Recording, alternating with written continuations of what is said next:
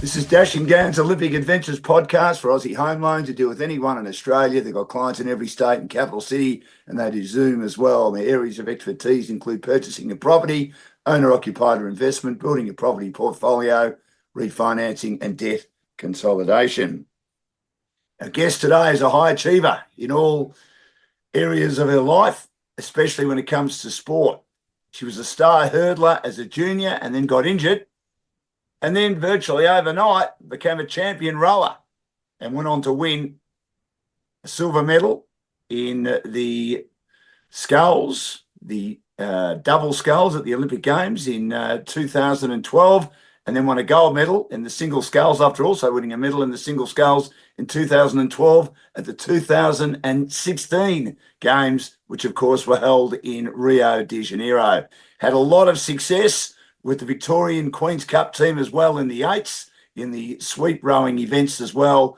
And she's been one of the greats of our sport over a 10 to 12 year period, and has also been involved in an administrative role where she was on the Athletes Commission when she was an athlete as part of the Australian Olympic Committee, and was going to go as the Deputy Chef de Mission to the 2020 Olympic Games, and then got put back a year, and then she went on to have her second child, but still very well thought after person when it comes to Olympic Games. I'm talking, of course, originally Kim Crow, now Kim Brennan. Kim, welcome to the program. Great to have you with us.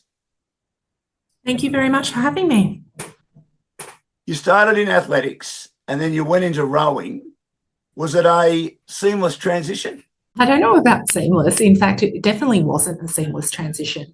When I first made the switch, I loved the culture of rowing and the passion of people who turn up to the Yarra River at 6 o'clock in the morning on freezing cold mornings when it's pouring with rain and enjoy rowing because of the pure community and thrill of being out there on the water. But it wasn't something that came to me particularly naturally. I did spend a good amount of time falling into the Yarra River. I think something that you sometimes don't see when you watch rowing, it looks really easy from the outside. Those boats are really tippy. And so it's a little bit like golf. The harder you try, often the worse you go. It's all about, it's about rhythm, it's about feel, it's about patience, about all of these things that, probably are not my strength. And so it was a real learning curve in taking the, I guess, the motivation and the commitment and the ability to train hard and work really hard and push my physical limits, and understand that this sport actually also required the ability to be patient and to listen to the water and to feel what the boat was doing and to learn the art of it, not just the physiology. So it was quite a transition, but one that I really enjoyed as I came to get to know the wonderful rowers, and also what the boat feels like when it runs really well along the water. Was the Yarra dirtier than you thought it was, Kim? Oh, it is just as rotten as you would ever expect. The litter traps are called litter traps for a reason. It is, it is not a great place to fall in. But unfortunately, it's also a little bit like the more you try not to fall in, the more you actually fall in. So I probably should have just focused on trying to row well, and I might have been better at staying in my boat. You certainly achieved a lot very quickly. We'll get to that in a second. I mentioned earlier you're a star junior in the 400 metres hurdles. That looked like it was going to be the career you were going to take. You were second in Australia behind the great Jana Pittman, and then you got injured. So when you say it was a seamless transition, did you choose rowing to help your injury, or did you choose rowing because it was something you just wanted to do? Great question. So I actually, I'd had surgery on my navicular. So it's the bone at the top of the foot. And I came out of that surgery, and the surgeon told me that the surgery wasn't successful. So they weren't able to repair the bone. And he said, look, you're not going to be able to run again at the top level. It won't be able to withstand that kind of training and impact, and that was that. So I was rehabbing the foot in the gym, and at the time the VIS were running a talent identification program, and so I went through the testing for that. I got talent ID'd for 3 sports, which were canoe kayak, beach volleyball and water polo. And it just so happened that at the same time as I did that talent ID testing, the rowing program were running a talent ID program as well. I didn't get picked for that program, but I did know a number of the rowers and the rowing coaches from my time training in the VIS gym, and I'd always admired how hard they work and how much fun they seemed to have when they were training. And I think they saw, oh, you know, she's tall, she trains hard, and so they invited me to join in that program that they were running. And I think as the first people that showed a real interest, I was part of a cohort of 4 women and 4 men at Melbourne University Boat Club, who went through that talent ID program, and it was a great experience to be able to throw myself in the deep end of a new sport and become a part of a new community. And I think about 3 or 4 months after I started rowing, I had the opportunity to compete for the university at the University Games, which was a huge amount of fun and taught me a lot about how much joy you can get in a team sport like rowing. And I was pretty hooked from there to just become as good as I could be in that sport. So, I mean, if it wasn't for the injury, I don't think I ever would have found rowing. And I think if it wasn't for the timing of some of the key coaches and athletes who were around the VIS at that time, it certainly wasn't a sport that was a big part of my life growing up. You were talking about, obviously, the talent identification program, and Kim Brennan, Australian Olympic gold medalist in rowing in the Single Sculls in 2016, is my guest on Dashing Down's Olympic Adventures podcast for Aussie Home Loans. And one of the sports you were identified in to get involved in, seeing your hurdling career was over, was beach volleyball. I would have thought that would have been hard on your foot injury, even though it was on sand. Yeah, no, I think you're right. I think it probably wouldn't have been a great choice. I think that the hope was that the impact of landing on sand would be better than landing on a track post a hurdle. But just the amount of jumping and running involved in a sport of that athleticism, I think would have been pretty tough. So as soon as you got into rowing, as you said, you started having success with Melbourne University, and then the Victorian rowing team came calling, and you were part of the Queen's Cup. We know how big the King's Cup was for men, and Victoria dominated that for many years. And then the women's crew started dominating that as well, and you were part of that very quickly. So you were becoming a star overnight in a very short space of time, Kim. I think I was pretty fortunate at the Melbourne University Boat Club at that time. So there were a couple of things going on. One was Peter Anthony, who was a gold medalist in the Double Sculls in 1992. He was the club president at the boat club and was always out there. And he, if I asked, can I go for a row with you? Can we take out a double scull? He'd always say yes. And so the ability to learn from, the best in the world was incredible. The other thing was we had a coach, Ian Wright, who Kiwi by nature, but he had built out a really strong squad, and I'd often turn up when the men were training, and if they couldn't fill the boat, just ask to jump in the bow seat of the men's crew, because there's no better way to learn a sport than to learn from people who are better than you, stronger than you, faster than you, and it really tests your reflexes and your skills and your ability to really move a boat. So the opportunity to row with people better than me from a very early stage of my rowing career, I think I was really fortunate about. A lot of athletes who come through the school rowing programs Coaches at school rowing are often ex-students who did well at school rowing, but maybe were never world class. And I think a lot of athletes pick up some bad habits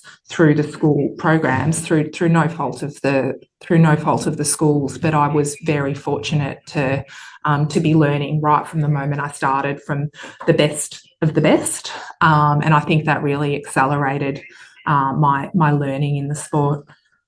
So obviously you learned both disciplines of rowing, the sweep rowing and the scull rowing. Did you have a preference of where you'd like to concentrate, or you were just willing to do both to give yourself a better chance of being selected if the opportunity came to represent Australia down the track? I initially really focused on sweep rowing, and I think that was just the timing of where I started. And there's something really special about rowing an 8, the energy and the just the noise and the challenge of getting an 8 going well was really exciting. And so I did love that sweep rowing. I picked up sculling much later in my career. So I actually, a good few years into my rowing career, I was doing a work placement at the Court of Arbitration for Sport in Lausanne in Switzerland, and that was for a good 3-month period. And so I didn't have anyone to row a sweep boat with while I was there. So I needed to learn to scull to be able to keep up my training. And so, I did a good few months of learning to scull properly on Lake Geneva. And then, came back and focused in on sculling for the next few years, and found that there was, really beautiful dynamics in getting a double to go well, getting a quad to move, and then ultimately, the real challenge of a single scull where it's just you, and really learning how to get that boat to move well was really the ultimate challenge at the back end of my career. I've spoken to a few rowers. Drew Ginn is one, and James Tompkins another, for Dashing Gowns Olympic Adventures for Aussie Home Loans, and the great Kim Brennan is my guest today. And they said that, and Drew actually said he had Duncan Free in the boat with him when he won a gold medal in 2008. And Duncan was predominantly a sculler, Kim, who then became a sweep rower, and he had to learn how to basically row again. Did you have to learn how to row again, or by working, as you say, with the great Peter Anthony for a while, you were ready to go into the sculls when it was time? Yeah, they're quite different. I mean, every boat has its own nuances in how you get it to work. And I mean, I typically would sit in the bow end of a boat. So I was a bow seat in the double scull, and I'd sit in the middle of the boat in a 4 or a quad, and the middle of an 8. And one of the things with rowing is there's not a correct way to row, but you need to row together. So you need to work out how to get that boat moving well together. So, there are some real differences with that in the mechanics of how a sweep boat moves, and how you get the blade in the water, and how you really learn to, leverage the boat between sweep and sculling. But I think you also can't underestimate how different sculling boats are to each other as well. How you row a quad being quite punchy and dynamic and upright, compared to how you'd row a double being really long and fluid and rhythmical, and letting the boat run out between strokes.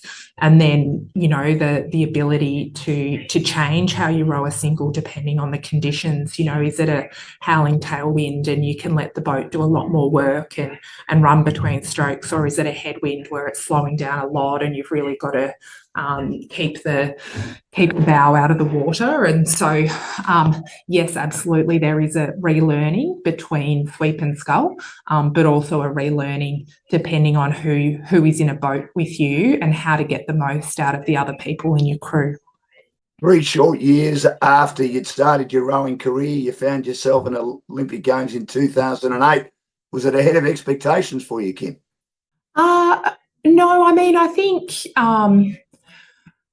I think even though in hindsight it feels like not that much time, I mean, that's a lot of training sessions that fitted in between when I started and by the time the Beijing Olympics rolled around. I mean, the year before the Beijing Olympics, raced in both the pair and the 8 at the World Championships and had good results there. And I think it was by that time, something that I maybe didn't appreciate as much as I should have at the time. I think early in my career, I was lucky to be able to, train a lot and not get particularly injured. I think as you get older and your body starts to break down a little bit, you look back and you wish that you had have taken more advantage of when you're at your sort of physical peak back in the day. But I think, my mental and emotional peak followed many years after my physical peak early in my career. Kim Brennan is my guest for Dashing Gams Olympic Adventures podcast for Aussie Home Loans. They deal with anyone in Australia. They've got clients in every state and capital, and they do Zoom as well. See, you made the B final in the 2008 women's pairs. Were you happy with that, or did you feel you underachieved a bit? Yeah, no, it was a really, really disappointing result, actually. So we had, had a really good year the year before in the pair. We'd won a World Cup. We led the World Championships final much of the race the year before. And then Olympic year, I think, again, lack of maturity. But, I went into the Games injured and had been injured for a good patch of the lead in. My pair partner was also injured.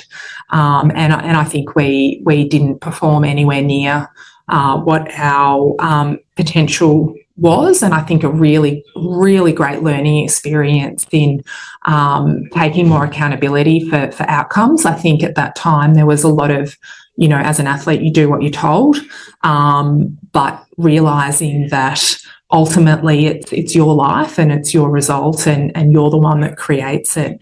And I look back and there were times when, I knew I was on the cusp of getting injured and I should have spoken out, and there were things that we needed to do to be performing well that we weren't doing. And I think realising that ultimately this is a big commitment that you make, and you need to be able to sit on the start line of those big races and believe that you deserve it. And you can only believe that you deserve it if you've truly done everything within your power and your capability to be in the shape of your life and be as prepared as you can be for it. And that's certainly not how we felt sitting on the start line of that final. So it was pretty disappointing, but it was also a really important learning experience that I think changed the course of the next couple of Olympiads. What was the injury? And in hindsight, you've almost sort of answered this question.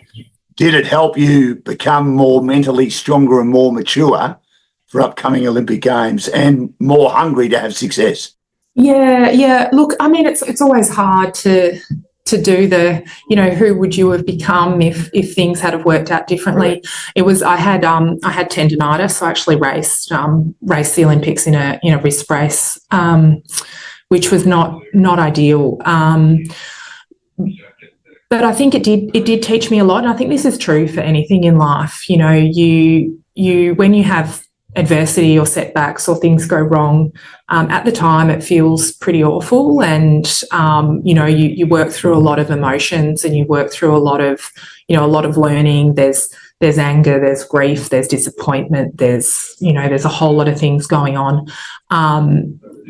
But what you do learn, the more adversity that you face, is the fact that there is light at the end of the tunnel, and you look back on it and realise that nothing is ever as bad as it seems at the time. And the learning that you get through those challenges that actually does make you stronger than had you not gone through it. So being able to have, at least at the back of your mind, when things do go wrong, that, this is a good thing. This is okay. This is making me better. And I think that attitude really has served me well right through my career. I mean, if we fast forward to the Rio Olympics and the heat the conditions blowing up just as I was sitting on the start line and being out there in the wrong boat and having a really difficult first race at the Rio Olympics, and without anyone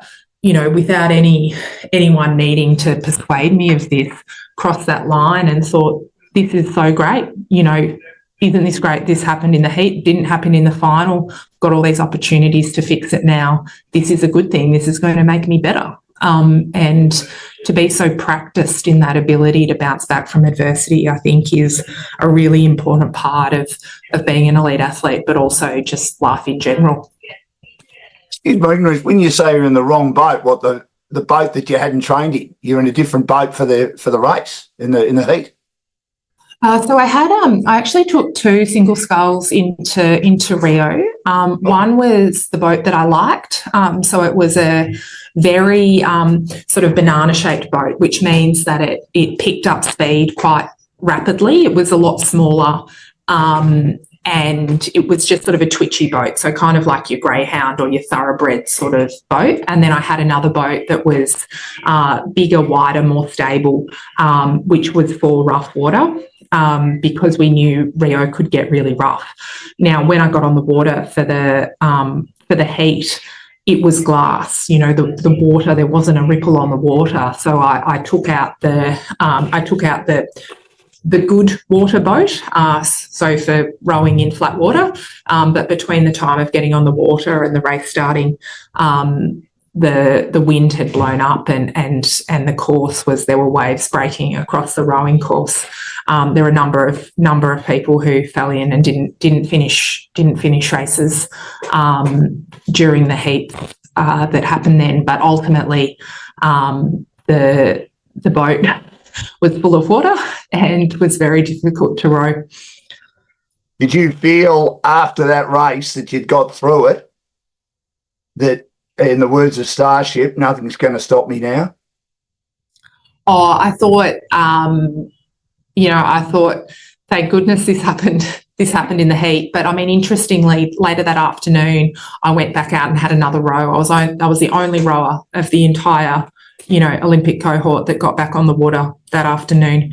And it was just that feeling of, yep, it's going to be okay. That was as bad as it's going to get. And just realising that I'd got an opportunity through that, and I rowed the other boat for the rest of the Olympic rowing regatta just to be safe. 3-time Olympian, and she's won a gold medal, silver medal and bronze medal in rowing. Kim Brennan has joined me on Dashing Gans Olympic Adventures podcast for Aussie Homeline. Just back to changing from the sweep rowing to the sculls, that happened after the 2008 Olympics. Did you decide to do that because, as you said a bit earlier, you felt you were a better, or you had the potential to be a better scull rower, and you joined forces with Kerry Hoare, and you were pretty successful in world championships and the like? How long did it take for you guys to gel as a team? I think, the interesting thing with Australian rowing is we do selection trials each year. We actually had a group of really strong scullers around that time: Sally Keogh, Kerry Hoare, Brooke Prattley.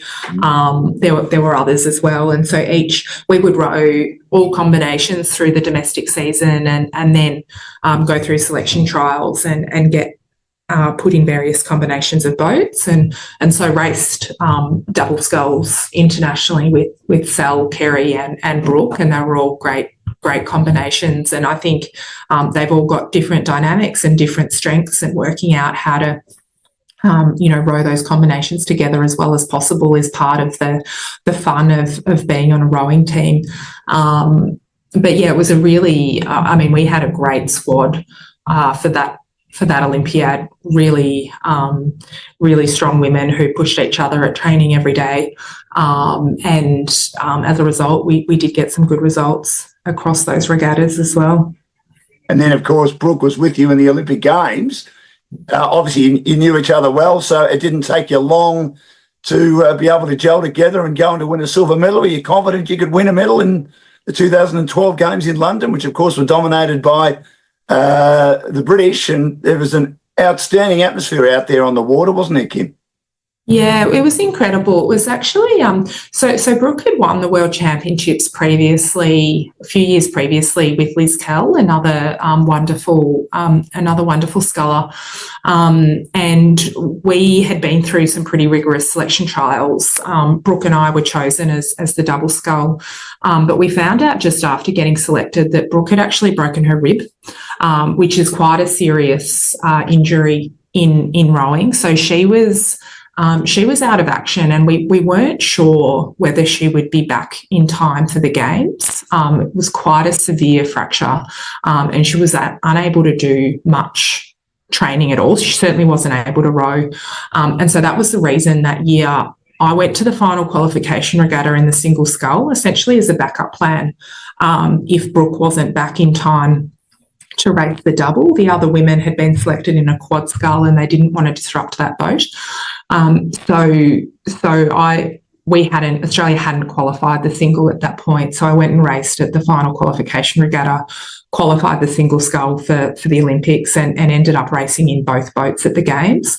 But Brooke was incredible. So she'd only been back in the boat for a matter of weeks before those games, and her ability to just, jump in and that boat to really hum was quite exceptional. So I think, we were up against one of the best double sculls ever to have boated. The British crew were phenomenal, and we were actually thrilled with our race too at the games to win the silver medal there. And you had to compartmentalise, Kim. I've got a feeling you're very good at doing that with what you've achieved since your rowing career as well, because you had the single sculls and you got a bronze medal. What a magnificent Olympic Games it was for you. Yeah, it was it was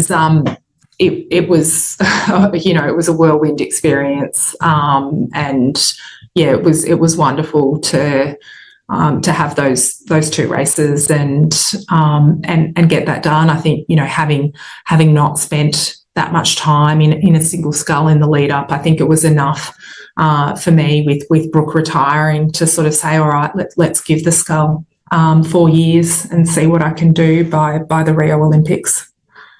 Did you have to adjust anything being out in the water on your own, or at the end of the day, there's an old saying, if it is to be, it's up to me? Was it a bit easier again, just concentrating on things yourself?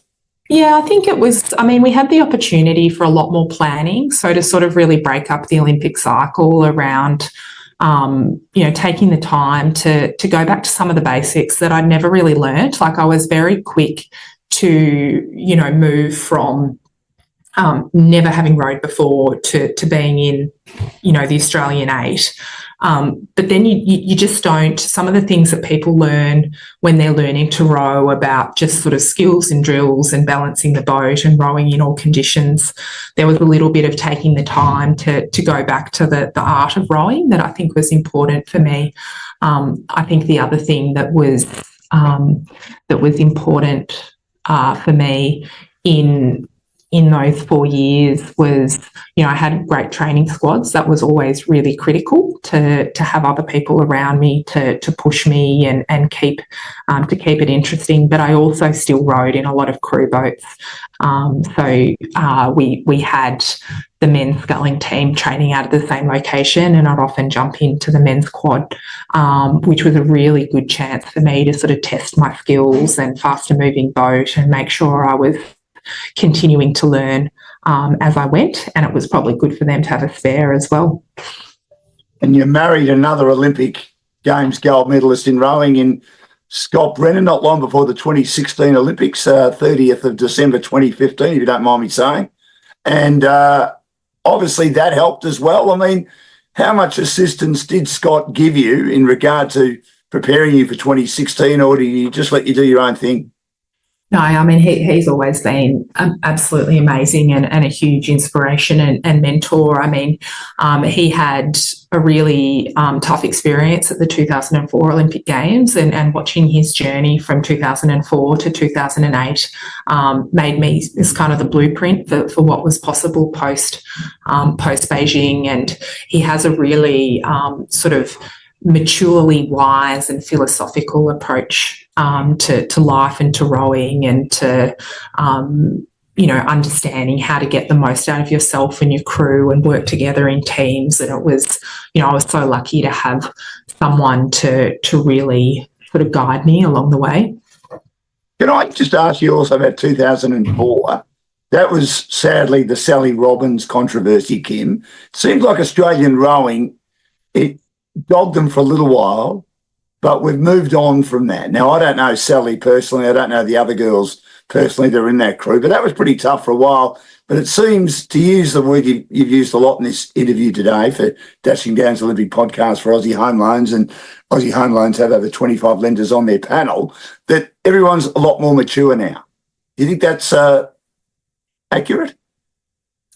Yeah, I think so. I mean, I think the sport has gone through a few evolutions and has developed along the way. I mean, we've had some really incredible individuals come through the sport of rowing. I think in recent years there has been a much more professionalised training model, and I think there were sort of fluctuations of that during my years in the sport. But what I was always fortunate for is just the wealth of experience and knowledge that we had access to in the sport of rowing. So you take Drew, James Tompkins, Scotty and Crouch, Kate Slatter and Megan Steele, Peter Anthony, just so many champions who are all very different and bring very different ideas. A lot of very well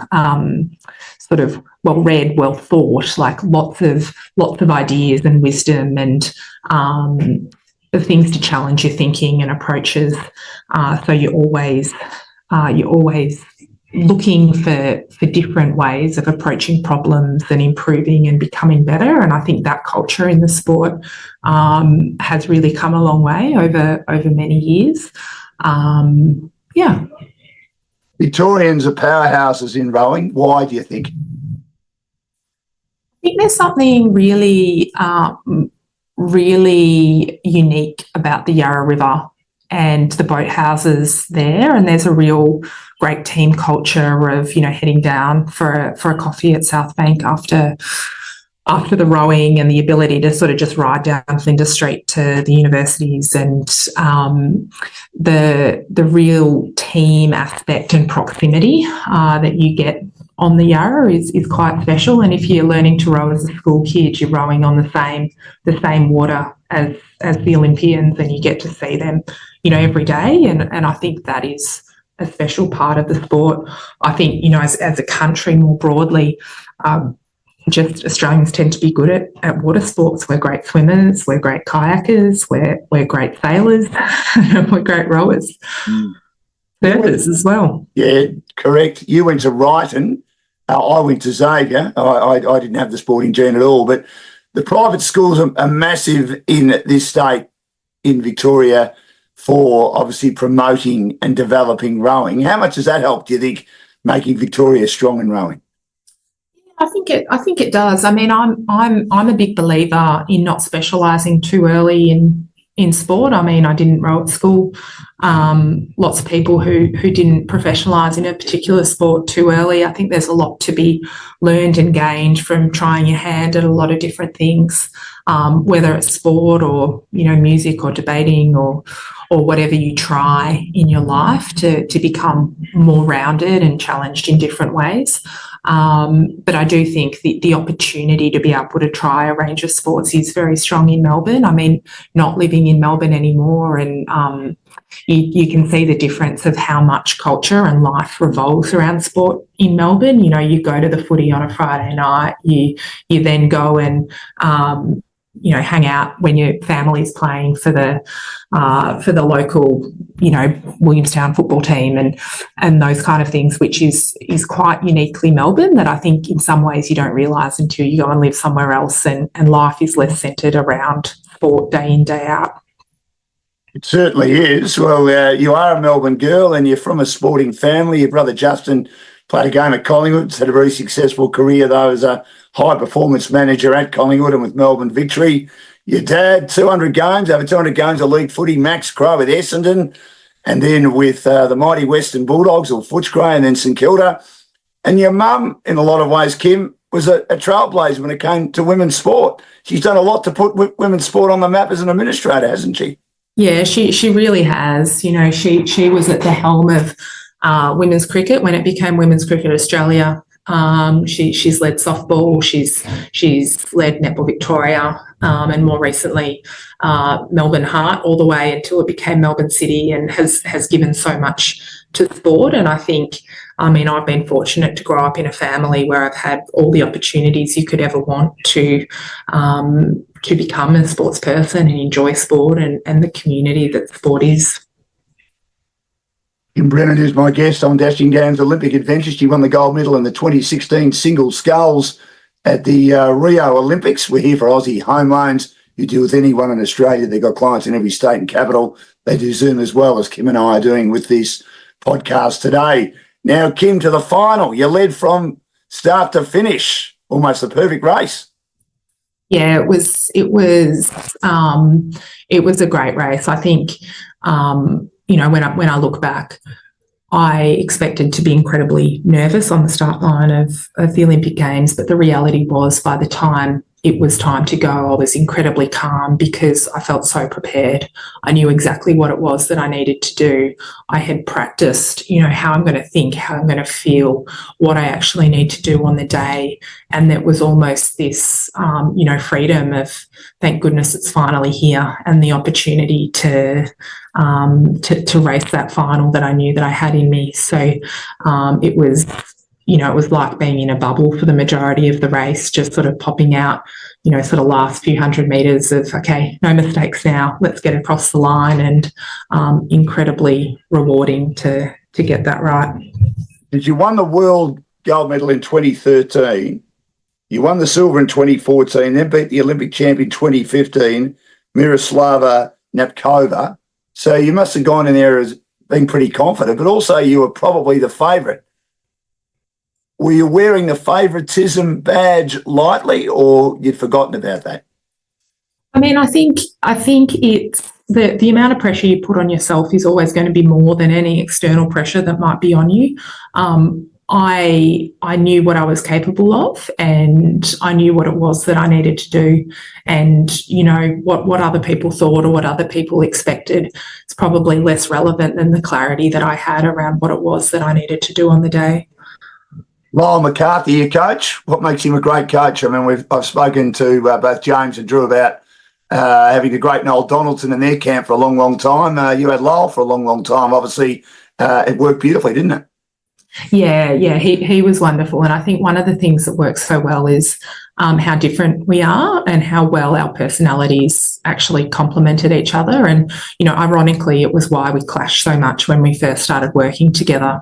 I mean, Lyle is, he's a creative genius. He's always thinking of new things in different ways. He's experimenting with oar shapes. He's, you know, installing different fins on the boat. He's, you know, thinking about new and crazy sessions. You know, my personality is a lot more, you know, okay, if we need to do 4100s, we'll do 4100s, and, you know, I'll go and get it done and I'll do it as well as I can, and what do I need to do better, and sort of that methodical approach. And I think you need a combination of those things. You need the disruption and the creativity and the challenge and the what else, and you also need the, you know, the huge volume and capacity of for work and for learning. And I think together we made a really good team and we had a lot of fun. I couldn't imagine, Kim, you arguing with anyone. I probably don't know you well enough, do I? Probably not. So there used to be some battles with Lyle, but I suppose that's all part of the creative process, as you said.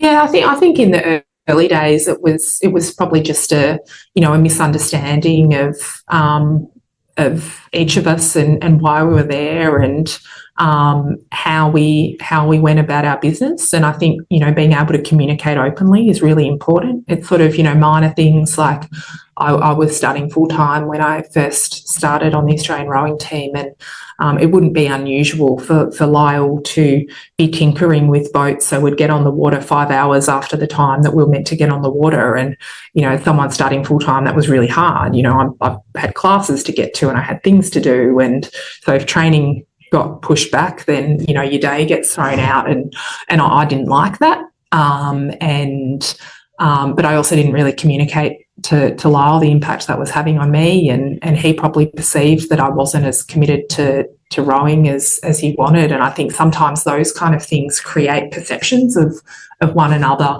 that are not actually accurate. And so I think that the more we got to know each other and know that we wanted to go to the same place and we desperately wanted to go there, and that it was really important that we were really open and transparent in how we thought about things and how things impacted us. And then we ended up having a really good routine and really fantastic working relationship and an enduring friendship. You never thought of changing coaches at all? No, Lyle, it was a real team. And, I might have been the one in the boat, but there was so much that went into that was a joined effort. And I absolutely couldn't have done it without Lyle. And having won that gold medal in 2016, did you know the end was nigh, or did you have plans to maybe go on again? I know your son Jude was born in 2018 and that obviously changed everything, but you did retire in 2018, but were there plans? I was pretty confident I was going to retire after Rio, but I didn't want that weighing on me at the Olympic final, that would be, have to think about not only it being the Olympic final, but the last rowing race I'd do. So I didn't make the decision at that time. But then, a couple of years passed and I got annoyed with drug testers knocking on my door and realised I wasn't really training and I had no desire to go back to rowing. So thought I should make it formal. Fair enough. Now, you were chair of the Athletes Commission of the Australian Olympic Committee. What did that entail? You did that for 5 years, and has that helped you in regard to your life, your professional life outside sport? Yeah, I mean, it was a great learning experience, a real honour to chair the Athletes Commission. I think, it was a period of sport going through a lot of change, of athletes finding their voice and having opinions on things, moving from an era where, athletes were kind of expected to just toe the party line and, be wonderful sort of assets for their sports, to a world where athletes were grown up accountable individuals with opinions and points of view, and it was a period of change and hugely challenging time as well. So I also sat on the AOC executive board at that time, and a great opportunity to learn a lot more about governance and the politics of getting decisions made and how to influence change, and how big complex ecosystems work. And, I was never naive as an athlete that there was this big machine that sits behind the ability to compete. But it was a really great way to see ways to have an impact beyond the sporting field.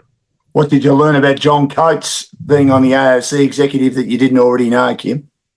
I mean, John has always been a really strong leader and obviously supporter of rowing, being the sport that he comes from. And I mean, his leadership style and his ability to influence change at the highest levels. And I mean, the Brisbane Olympics is a fascinating example of he would have been strategically plotting and organising that years before it even occurred to anyone else. And so his political genius is second to none, and has given so much of his life to the world of sport. And I mean, I think what you learn pretty quickly is that there are a whole lot of different personality styles out there, and there are elements of personalities that jar, and you may not agree with everything that people think but we have so many people in sport whose hearts are in the right place, and working out how to harness that energy towards outcomes that meet a whole lot of things that are actually really hard. When you've got complex problems and you've got a whole lot of entities, you've got a federation, and there are a lot of things that are hard, and change is hard. But I think there are a lot of people doing their best to make the sporting world a better place. And just before I let you go, I know and I really appreciate your time on Dashing Gowns Olympic Adventures for Aussie Home Loans. You were going to go as the Deputy Chef de Mission to the 2020 Games in Tokyo. They got put back a year because of the pandemic, and your daughter came along, who's now 3 years old. Do you harbour ambitions when your children are a little bit older to maybe go down that path again and be a chef de mission or a deputy chef de mission, because you've obviously got plenty to offer? Yeah, I mean, it's hard to say. I mean, I still love sport. I sit on the Australian Sports Foundation board and incredibly passionate about that. But you also, having kids, it opens up a whole new world and, new job that I love and, different world that I inhabit now. And so what the future holds, I don't really know, but I've always taken an approach of being very open-minded to the things that I'll have a go at. And so I think I'll just see what the next 5, 10, 15 years offers. Would you like your kids to be rowers, Kim? Probably not. Probably not? No. I'd just like them to enjoy sport. If they want to take up rowing, I absolutely will support them to do so. But I think, it's going to be tough for them, and the pressure that potentially will be placed on them because of their parents. And no one is good at sport when they start. No. It's something that everyone has to learn, and I just want them to have the opportunity to be able to learn and enjoy sport for the joy that it can bring, rather than be focused on success or results or anything like that. You don't think people are born with an innate ability in some sports where they're just naturally gifted from the word go to play a specific I think sport? people have attributes and mindsets and natural talent, absolutely. But that's just a starting point. That's not what makes a champion. You still need to train, you still need to learn, you still need to harness that. And I think there are very few examples of people who are truly just, born that way and don't have to work for it. I think some people put on a front that they don't need to work for it, but I think the majority of high achievers are able to focus themselves and train themselves and learn in ways that turns that natural talent into something so much more. And who do you follow in the footy? Essendon, St Kilda or Footscray? Essendon, fair enough.